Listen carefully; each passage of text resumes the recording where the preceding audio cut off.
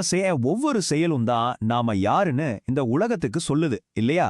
இது காலங்காலமா நாம கேட்டு வர்ற ஒரு ஞானம். வாங்க இன்னைக்கு இந்த உண்மைய இன்னும் கொஞ்சம் ஆழமா பார்க்கலாம். இத பாருங்க, இது ஒரு பழங்கால வாக்கு.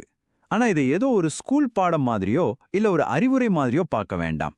இது வாழ்க்கையை பத்தின ஒரு ஆழமான பார்வை. பல நூற்றாண்டுகளுக்கு முன்னாடி இது எவ்வளவு உண்மையா இருந்ததோ அதே அளவுக்கு இன்னைக்கும் இது உண்மை. ஒரு நிமிஷம் யோசிச்சு பாருங்க, ஒருத்தருக்கு உண்மையான மதிப்பையும் மரியாதையையும் எது தருது? அவங்க பிறப்பா இல்ல அவங்களுடைய செயல்களா? வாங்க இந்த கேள்விக்கான பதில ஒரு சின்ன கதை மூலமா நம்ம தேடி பார்க்கலாம். சரி, வாங்க கதைக்குள்ள போலாம். நாம கேட்ட அந்த கேள்விக்கு இந்த சின்ன கதை ஒரு அருமையான பதிலை சொல்லும். இந்த கதையில 2 முக்கிய கதாபாத்திரங்கள் இருக்காங்க. ஒருத்தன் ஆனந்த், இன்னொருத்தங்க பிரியா. ஆனந்த் ஒரு பெரிய வசதியான குடும்பத்து பையன். பிரியாவோ ஒரு ரொம்ப எளிமையான உழைக்கிற குடும்பத்தைச் சேர்ந்த பொண்ணு. அவங்க பின்னணி மட்டும் இல்ல, அவங்களோட எண்ணமும் முற்றிலும் வேற. அதுதான் இங்க ரொம்ப முக்கியமான விஷயம். கதை நடக்கிற இடம் அவங்க ஸ்கூல்ல நடக்க போற வருடாந்திர அறிவியல் கண்காட்சி.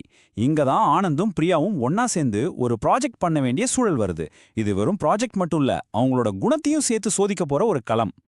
அப்போ ஆனந்த் பிரியா கிட்ட என்ன சொல்றான் பாருங்க. கவலையே படாத பிரியா, நம்ம ஜெயிக்கிறதுக்கு என் குடும்ப பேரே போதும். அவனோட உழைப்ப நம்பாம அவன் குடும்ப பெருமையை எவ்ளோ நம்புறான்னு இந்த ஒரு வரியிலே நமக்கு தெரிஞ்சிருது. ஆனா பிரியா அப்படி இல்ல. அவளோட அணுகுமுறையே வேற. ரொம்ப கவனமா ஆராய்ச்சி பண்ணி ப்ராஜெக்ட் மாடலை உருவாக்கி பிரசன்டேஷனை தயார் பண்ணி சின்ன சின்ன விவரத்தை கூட சரிபார்த்தா. ஆனந்த் கூட இல்லாத அப்பவும் அவன் மட்டும் தனியா உழைச்சுக்கிட்டே இருந்தா. சொல்லப்போனா ஆனந்த் இந்த ப்ராஜெக்ட்டுக்கு செஞ்ச உதவி ரொம்ப ரொம்ப கம்மி. ஏன்னா அவனோட நம்பிக்கை எல்லாம் வேலையில இல்ல, குடும்ப பேர் மேல இருந்துச்சு. அந்த பேரு எப்படியும் நம்மள ஜெயிக்க வச்சுடும்னு ஒரு குருட்டு நம்பிக்கையில இருந்தான். இப்போ கதை ரொம்ப முக்கியமான கட்டத்துக்கு வருது. அந்த அறிவியல் கண்காட்சி நாள், யாருடைய உழைப்பு உண்மையானதுன்னு வெளிச்சத்துக்கு வர்ற நாள். நடுவர்கள் ப்ராஜெக்ட பார்த்ததும் ரொம்பவே இம்ப்ரெஸ் ஆகிட்டாங்க. ஆனா அவங்க அதோட நிறுத்தல.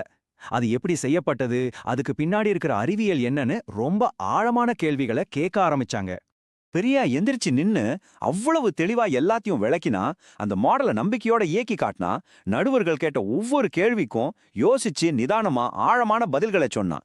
அவளோட உழைப்பு அவளோட ஒவ்வொரு வார்த்தையிலும் தெரிஞ்சுது. அடுத்து நடுவர்கள் ஆனந்த் பக்கம் திரும்புறாங்க. அவ்வளவுதான், அவன் தடுமாறிட்டான். அவனுக்கு ப்ராஜெக்டோட தலைப்பு மட்டும்தான் தெரியும். ஆனா அதுக்குள்ள இருக்கிற எந்த விவரமும் அவனுக்கு தெரியல. அவனால ஒரு கேள்விக்கு கூட சரியா பதில் சொல்ல முடியல. சரி, இப்போ இந்த கதையில நடந்தத நாம ஆரம்பத்துல பார்த்தோமே, அந்த பழங்கால வாக்கு, அதோட இணைச்சு பாப்போமா? அந்த குரல்ல வர்ற ஒழுக்கம் அப்படின்னு என்ன தெரியுமா? அதுதான் பிரியா செஞ்சது. நேர்மையான முயற்சி, நாணயம், இதனால வர ஒரு கௌரவம், அதுதான் உண்மையான குடிமை, அதாவது உயர்குடி பண்பு. அதே மாதிரி இழுக்கம் அப்படின்னா என்ன? அதுக்கு உதாரணம் தான் ஆனந்த். சோம்பல், திமிரு, உழைக்காமலே எல்லாம் கிடைக்கணும்னு நினைக்கிறது. இதனால வர்றதுதான் இழிந்த நிலை, அதாவது அவமானம். அதுக்கு நீங்க எந்த குடும்பத்துல பிறந்திருந்தாலும் சரி. இப்போ இதை பாருங்க, ரொம்ப தெளிவா புரியும். பிரியாவோட நல்ல நடத்தை, அதாவது ஒழுக்கம், அவளுக்கு உயர்குடி பண்பை, அதாவது குடிமையை தந்தது.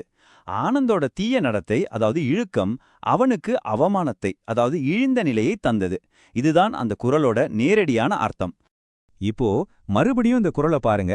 இந்த கதையோட சேர்த்து பார்க்கும்போது இதோட அர்த்தம் எவ்வளோ ஆழமானதுன்னு உங்களுக்கு புரியும். நல்ல நடத்த ஒருத்தரை உயர்த்தும், தீய நடத்த அவங்க எங்க பிறந்திருந்தாலும் அவங்கள தாழ்த்திடும். இறுதியா இந்த கதையில இருந்தோம், இந்த குரல்ல இருந்தோம், நாம எல்லாரும் நம்ம வாழ்க்கையில நினைவில் வச்சுக்க வேண்டிய ஒரு முக்கியமான விஷயத்தை பத்தி பேசலாம். நீங்க எந்த சூழ்நிலையில இருக்கீங்கிறத விட உங்க குணம் எப்படி இருக்குங்கிறது தான் நீங்க யாருங்கிறத முடிவு பண்ணுது. உங்க குணம் தான் நீங்க வாழ்ற உண்மையான வீடு. அதை நல்லபடியா வச்சுக்கிறது நம்ம கையில தான் இருக்கு.